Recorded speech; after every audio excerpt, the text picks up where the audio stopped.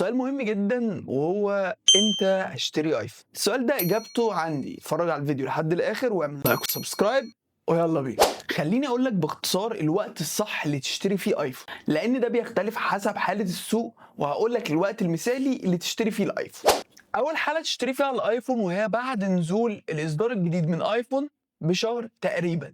ابل بتعلن عن الايفون الجديد في سبتمبر من كل سنه. الاسعار القديمه بتنزل خصوصا في الايفون 14 و15 اول ما نزل 16، ولو ما ينزل الايفون 18 طبعا ايفون 17 و16 هينزلوا في السعر.